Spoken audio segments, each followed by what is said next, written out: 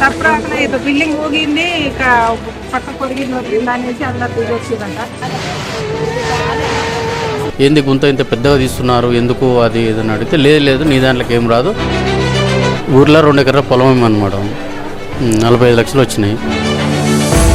నిన్న రాత్రి మాదాపూర్లోని సిద్దిక్ నగర్లో జరిగినటువంటి ఇన్సిడెంట్ తర్వాత అంటే బిల్డింగ్ కొలాప్స్ అయిందేమో అటువైపు, బట్ ఈ లేన్లో కూడా చూడొచ్చు ఎట్లాంటి హడావిడి ఉంది అనేసి.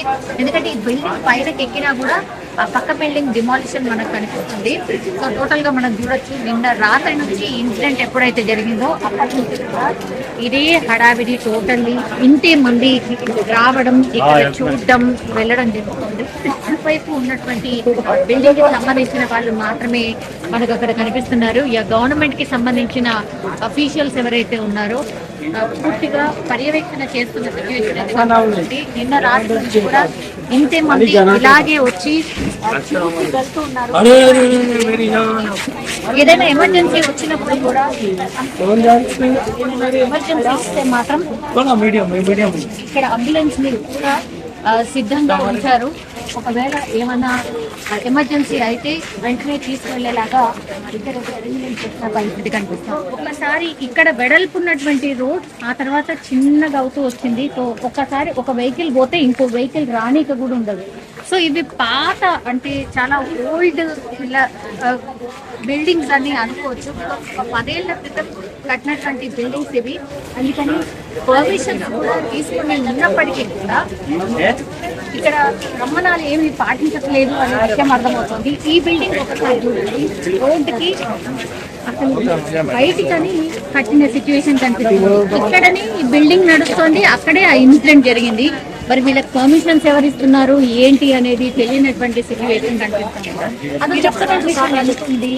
ఇంత పెద్ద బిల్డింగ్స్ ఒకవేళ ఏదైనా కొలాప్స్ జరిగినప్పుడు కూడా ఇప్పుడు ఆ వెహికల్ అంటే భారీ వెహికల్ క్రేన్ ని రాణికి కూడా అవకాశం తప్పరాకనే ఏదో బిల్డింగ్ ఊగింది, ఇక పక్క పొరిగింది అనేసి అందరు దిగొచ్చిందంట. మొత్తం దిగొచ్చిందంట. ఇక రాత్రి రాలే మేము కానీ ఇప్పుడు చూస్తామని వచ్చింది. అంతా బ్యాచులర్ ఉన్నారంట, మగ పిల్లలు ఉన్నారంట. పిల్లలు అంతా దిగొచ్చిందంట. ఈ భూకంపం లాగా వచ్చినట్టుందని చెప్పేసి గబగబన అంతా దిగేసి వచ్చిరంట. మొత్తం చూద్దామని వచ్చినాం మేము. తెలియదు మరి అలా అన్ని అవన్నీ పెట్టేసిందంట. అందులో ఖాళీ మనుషుల కాడికి వచ్చారు. ఇక్కడోళ్ళు కానీ ఇక్కడే పనికి వచ్చిన వాళ్ళు అందరు, వాళ్ళు వీళ్ళు ఇక్కడోళ్ళు అక్కడోళ్ళు ఎక్కడోళ్ళు వచ్చి ఉన్నారు దాంట్లో.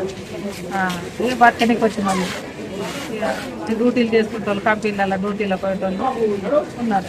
అట్లా ఎందుకైంది అనుకుంటున్నావు? ఏం పట్టకేందో ఇల్లు కడుతున్నట్ట, ఏదైనా చెల్లర తీసిరట, చెల్లర తీస్తే కదిలింది అంటున్నారు.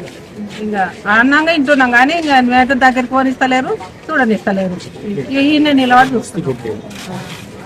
మరి కాదు, ఇక్కడ దగ్గర ఉన్న ఏంది ఇల్లు ఇట్లా రోడ్డుకి మరి ఇట్లా జరిగి ఎందుకు కట్టిరు? మరి ఇంకా అట్లా కట్టేటోళ్ళు అట్లా కట్టుకున్నారమ్మా, మరి కట్టేటోళ్ళు అట్లా కట్టుకున్నారు. ఇప్పుడు ఈ బిల్డింగ్ కూడా చూస్తున్నావా? మరి ఇట్లా ముందడికి కట్టిరు, కట్టుకున్నారు. ఎవరు అడగరా? మరి మీ గల్లీలోనే ఉంటారు కదా, అడగరా? లీడర్లకే తెలుసు, ఇంకా మాకేం తెలుసా? మాకు తెలుసు. మరి మీకే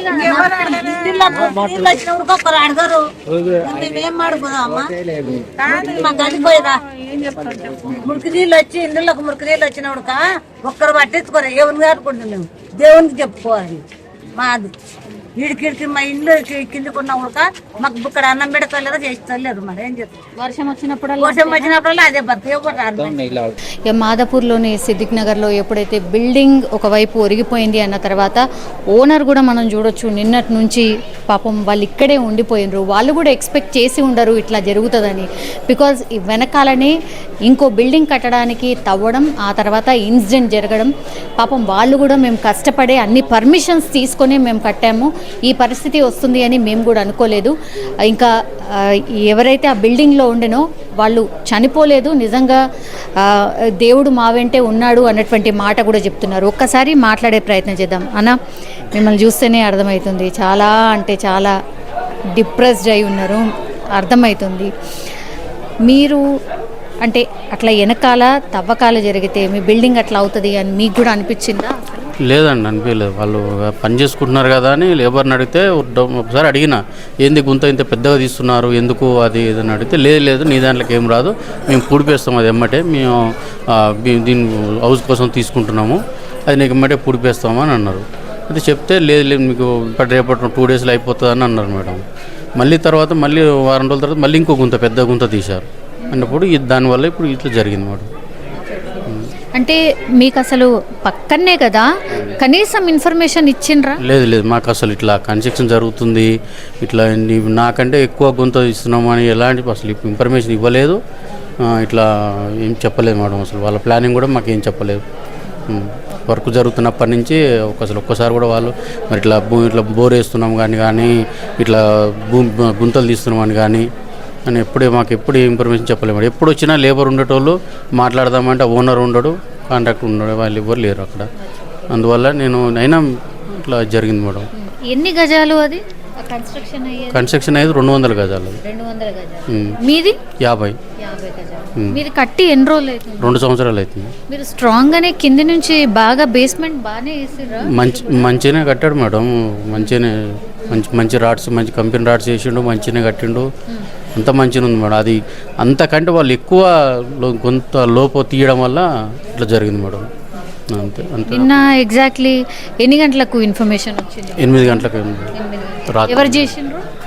పక్కన వాళ్ళు ఇక్కడ వాళ్ళు చేశారు మేడం. మా ఫ్రెండ్స్ ఉన్నారు పక్కన, వాళ్ళు చేశారు. పెద్ద సౌండ్ ఏమన్నా వచ్చిందా? ఎట్లా ఆ సౌండ్ వచ్చిందంట మేడం. నేను లేని ఇంట్లో అప్పుడు, ఆ టైంలో నేను డ్యూటీలో ఉన్నాను. ఆ టైంలో సౌండ్ వస్తే అందరూ ఒకరికొకరు చెప్పుకొని తొందరగా ఏదో భూకంపంలాగా వస్తుందని అనుకున్నారంట. దాని తర్వాత కిందికి దిగిరు అందరు. కిందికి దిగి చూసరికి బిల్డింగ్ కొంచెం క్రాక్ అయి ఉన్నది. అది మేడం. ఏ ఫ్లోర్లో తెలిసింది? ముందు పైన తెలిసి 3rd ఫ్లోర్లో తెలిసిందంట. ఎట్లా ఒక్కొక్క అంటే ఫ్లోర్లో ఎన్ని రూమ్స్? 2 రూములు ఉంటాయి. ఒక్క రూమ్ 2 రూములు ఉంటాయి. అవును. అందరు ఉన్నారా అప్పుడు ఇంట్లో? లేరు మేడం, లేరు, అందరు లేరు, డ్యూటీలకు పోయారు. ఒక 6-7 ఉన్నారంట అంతే. మీరు పైకి వెళ్ళి చూసిండ్రా? అంటే బిల్డింగ్ ఒక స్వైపు ఒరిగిపోయిన తర్వాత? లేదు మేడం, అది చూడంగానే నాకు బీపీ అయిపోయింది, కళ్ళు తిరుగుతున్నాయి. సో నేను అటు పోవాలంటేనే నాకు బాధగా అనిపించింది, పోలేకపోయినా. పైకి ఎక్కలు. ఇంకా సార్లు కూడా ఈలోగా నేను వచ్చేసరికి పోలీసు సార్లు వచ్చారు, జిహెచ్ఎం సార్లు వచ్చారు. ఇక వాళ్ళు కూడా పైకి వెళ్ళడానికి కూడా పర్మిషన్ ఇవ్వలేదు. వాళ్ళు హ్యాండ్ ఓవర్ చేసేసుకున్నారు 8:30కే బిల్డింగ్. సో కంపల్సరీ డిస్మెంటల్ చేయాల్సిందే, తీసేయాల్సిందే అని చెప్పి సరే వాళ్ళు చెప్పేది అందరి కోసమే కదా, మంచి కోసమే కదా అని ఒప్పుకున్నాను అనమాట. మరి కిరాయి వాళ్ళు పైన వాళ్ళు పాపం వాళ్ళ వస్తువులు అవన్నీ కానీ అక్కడే ఉండిపోయినాయి కదా, వాళ్ళకి ఏమైనా ప్రామిస్ చేసిండ్రా ఎవరైనా? ఎవరైతే అట్లా ప్రామిస్ చేయలేము మేడం. ఇక పాపం పిల్లలు మంచి వాళ్ళు, బిల్డింగ్ కట్టినప్పటి నుంచి వాళ్ళే ఉంటున్నారు 2 సంవత్సరాల సంది.